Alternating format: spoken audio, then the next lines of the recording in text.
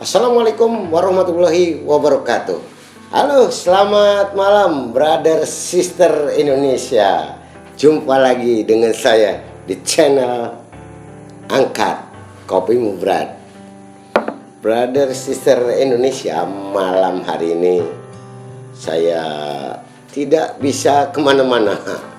Ngopinya ini harus di rumah saja, karena memang musim ini atau lagi ada PPKM darurat Jawa Bali. PPKM, pemberlakuan pembatasan masyarakat lah. Jadi memang brother sister Indonesia, bahwa PPKM, pemberlakuan pembatasan kegiatan masyarakat, ini dilakukan di seluruh Indonesia.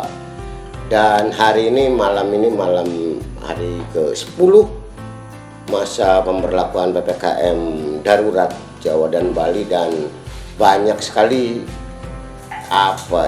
situasi-situasi yang begitu membuat emosi, membuat marah hampir semua kalangan masyarakat di Indonesia, bermacam-macam, dari mulai warga miskin yang membutuhkan bantuan, kemudian sampai kalangan politisi, sampai embargo menurunkan presiden. Waduh, ini PPKM darurat ini memang begitu menguras tenaga, menguras emosi, karena memang ternyata Indonesia untuk masa pandemi yang kedua ini ternyata luar biasa.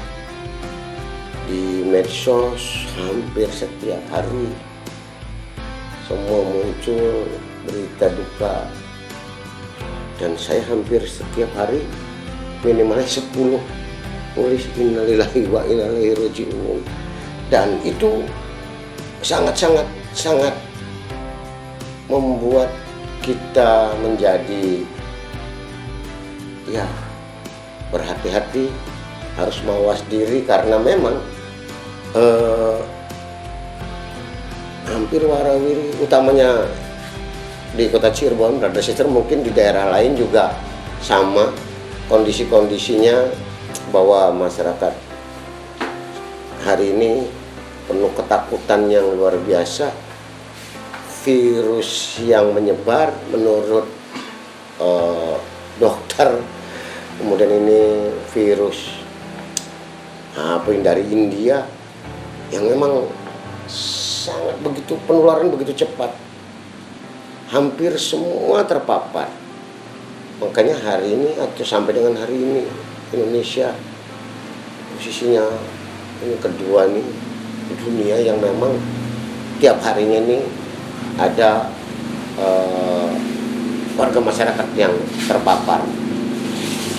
Brother sister Indonesia, memang ini menjadi bulan yang sangat memprihatinkan, menjadi masa-masa yang sangat sulit bagi masyarakat Indonesia, ya, karena memang semua berduka. Semua merasa ketakutan karena memang di tetangga-tetangga kita sudah mulai menjalani isolasi mandiri. Permasalahan yang ada, brother sister, mungkin sama. Wah, kesulitan yang pertama, bagaimana kemudian rumah sakit penuh dengan pasien, sehingga yang terpapar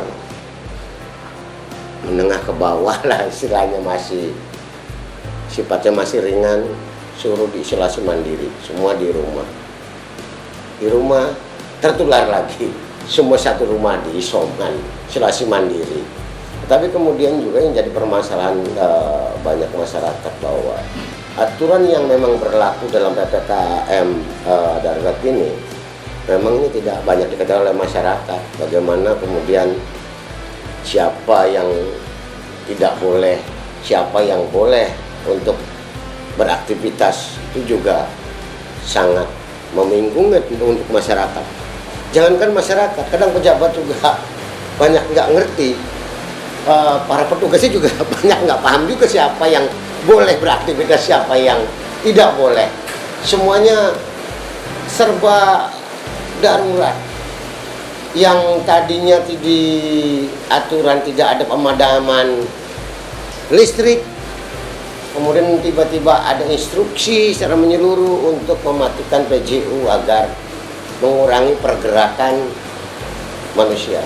Cuma satu hal yang barangkali yang sangat memprihatinkan bagi kita semua, bagaimana kemudian orang mau ke rumah sakit penuh, kemudian sekarang lebih parah lagi, rumah sakit pun sudah memberikan informasi bahwa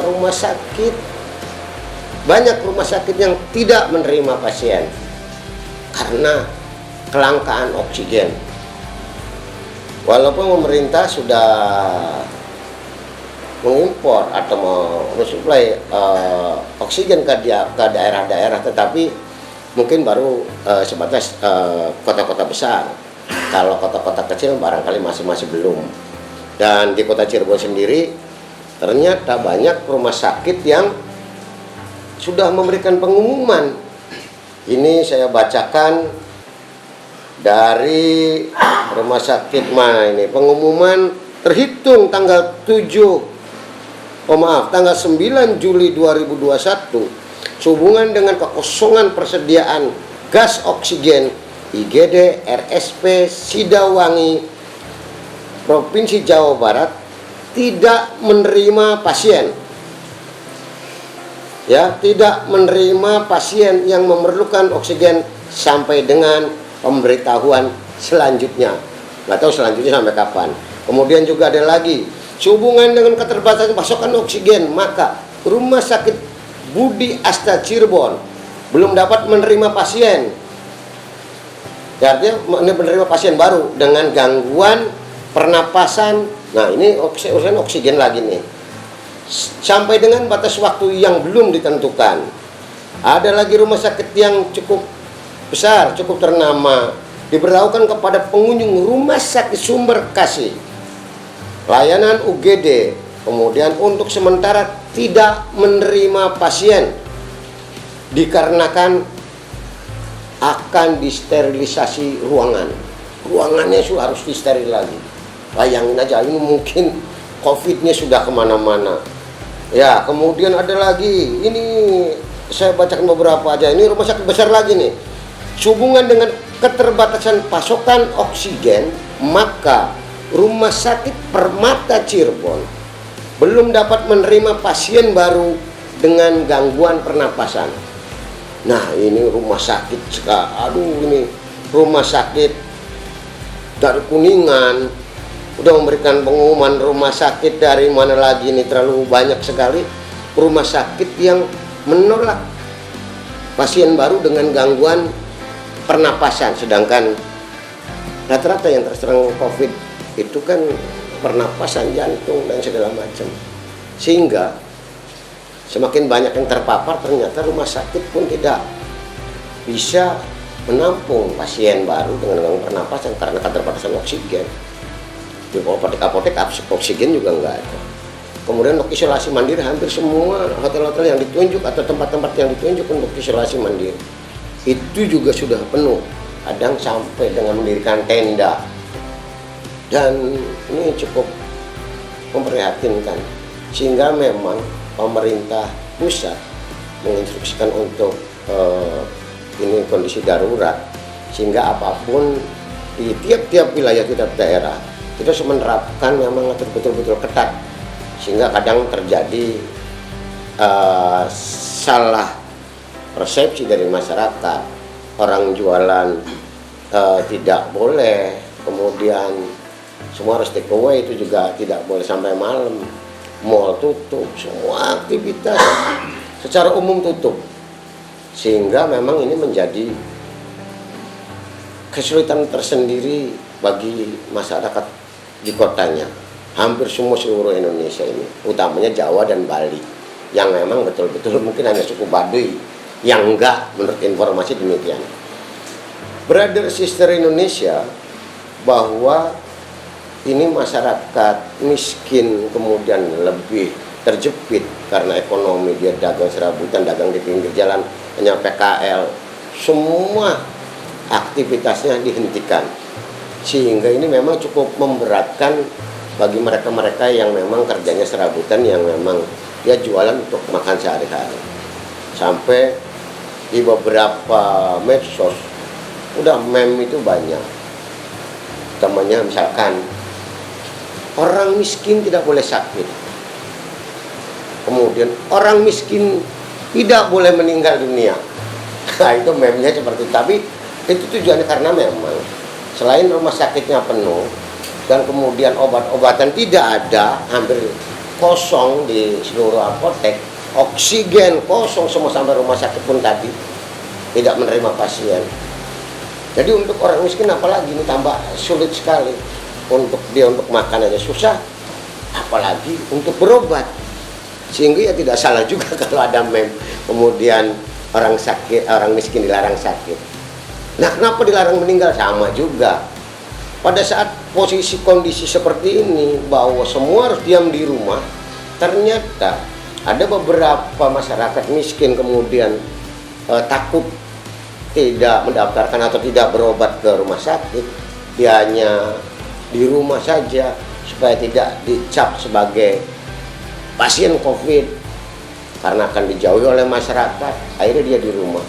Ternyata tetap saja tidak ada atau sedikit sekali warga sekitar untuk bisa menolong, karena semua ketakutan dengan pandemi ini, dengan corona ini, takut tertular, sehingga hampir setiap yang meninggal itu hanya keluarganya saja yang mengurus.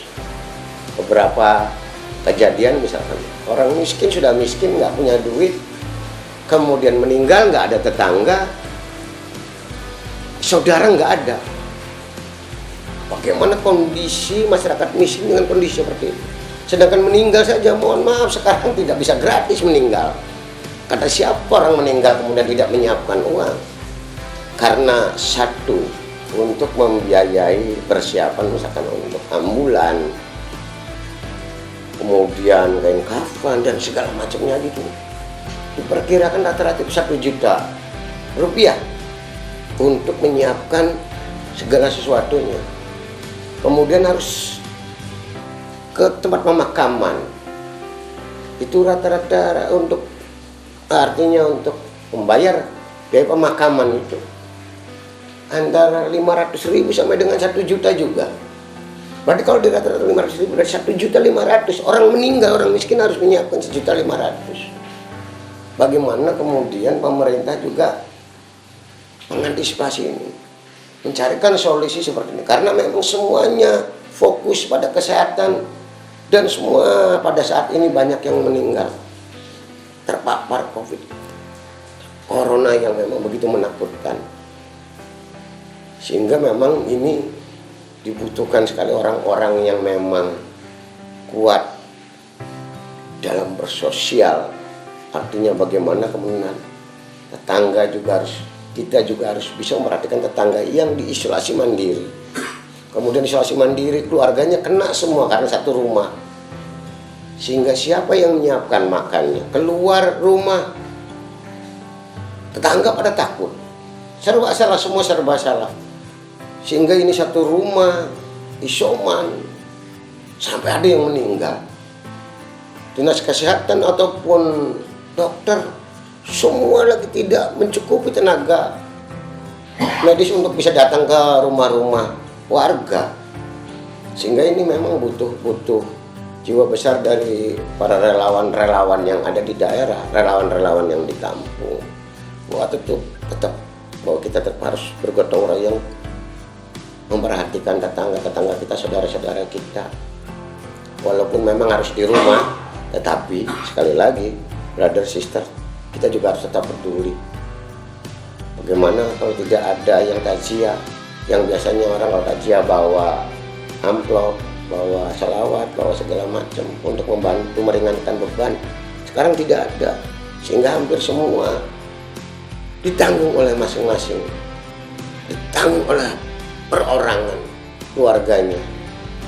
Jika keluarganya tidak ada, bayangkan saja kalau kita tidak punya jiwa sosial tinggi akan tergeletak sampai dengan beberapa hari, kan tidak ada yang ngurus.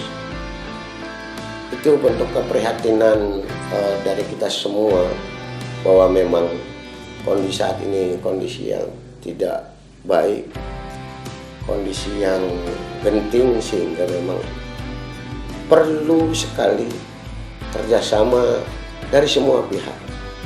Bagaimana kemudian masing-masing bisa menjaga dirinya, keluarganya, juga memperhatikan tetangga-tetangganya barangkali ada yang terpapar ataupun membutuhkan bantuan.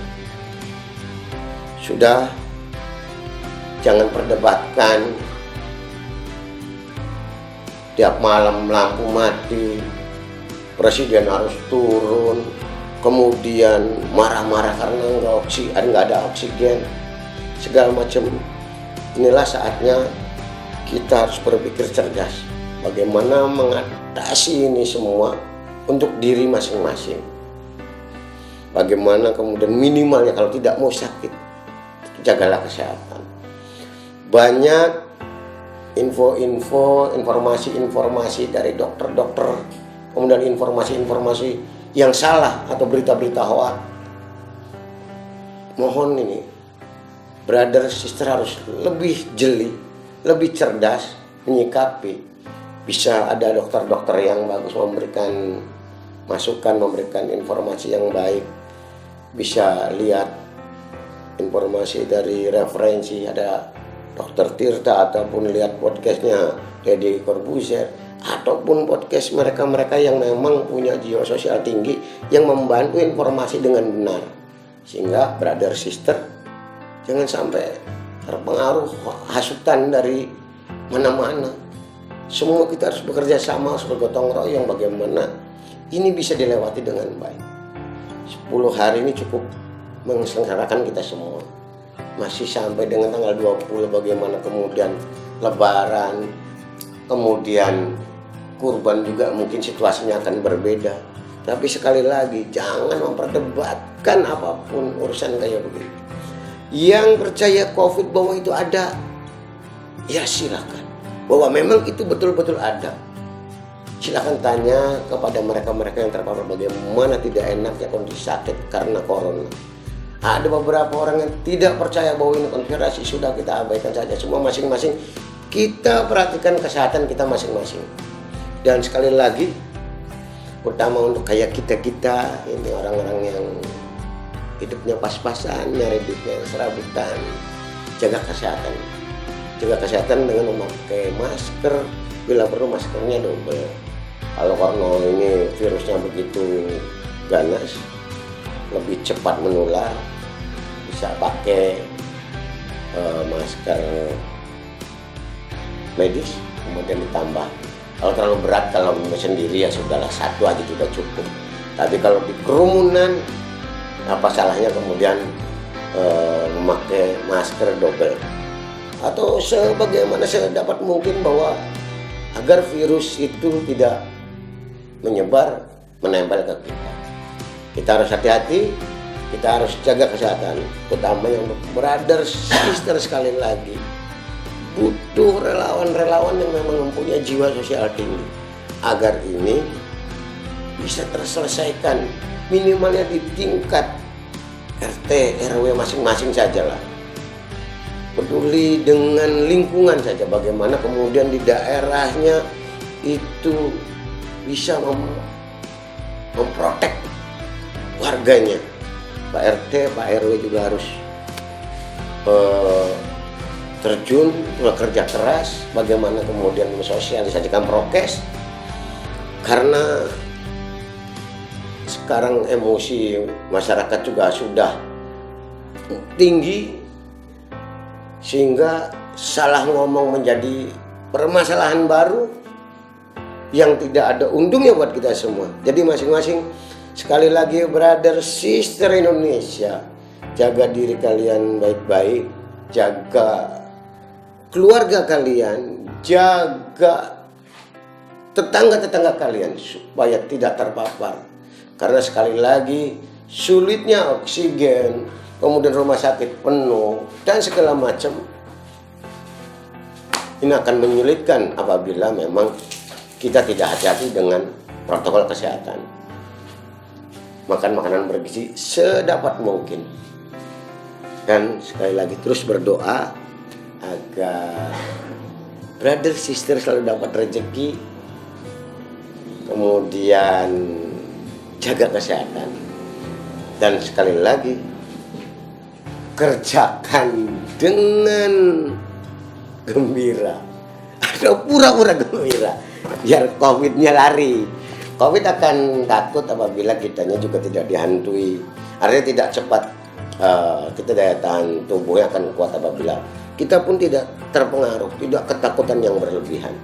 Sehingga kalau kita belum gembira, ya minimalnya pura-pura gembira biar semuanya berjalan dengan baik. Dan untuk kawan-kawan relawan tetap berdoa, tetap sehat, sehingga bisa membantu keluarga, tetangga, atau rekan-rekan kerabat sahabat yang memang masih membutuhkan tenaga kita untuk bisa.